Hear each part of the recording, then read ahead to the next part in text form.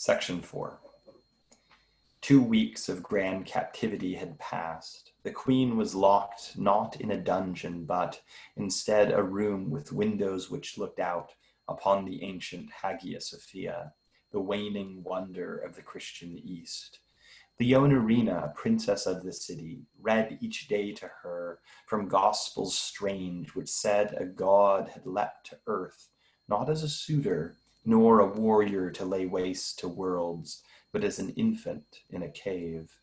And Calafia questioned the princess, her past, her city's strength, and why the women of the Christian faith desired to marry men and not to fight them. She also asked about the brown-eyed knight. Who was he? Where was he? And could she gaze upon him soon, or touch her palm to his, and then be lent at last a short sword so they might duel to death? But as the weeks drew on, she heard reports of cannons, troops deployed, drawn back, and battered gates in danger. Though the queen grew fond of this young princess, even asked her to enlist in Californian ranks as captain, she grew certain that the city soon would fall, and Mehmet's men would flame the churches, flood the streets, would search her out, and for revenge would gut her with the Christians without pause. For Calafia's sound defeat beneath the mailed fist of Sir Esplandian disturbed the Sultan. So he sent a ship which brought a friendship letter to the king of small Argalia, the strong Cormain, who long had hungered for the throne of California, where his men so often were imprisoned by the Amazons in Daphne prison.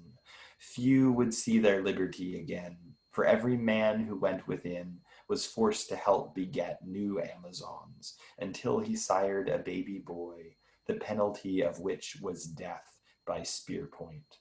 This was Californian law. One morning, Calafia woke to smell the punge of smoke. She heard a rush of boots below her window, leapt down through it to the courtyard, and was stunned.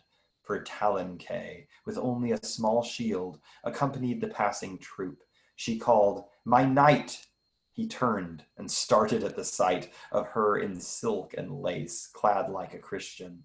But he said, "I cannot stay. I rush to guard a gate. I fear the Sultan will hold Istanbul by nightfall. Do not stop me, for I live to serve my emperor. I hope for neither high romance nor death atop some high and witnessed pinnacle, but just to slip into the nameless fray and fall unnoticed by all men, save God." But Calafia answered, "No, I've decked myself as captive just to find you. Come, you'll fight me to the death, or flee with me and be my king, for Mehmet seeks my head. Now bind your fate to mine." A cannon boomed close by.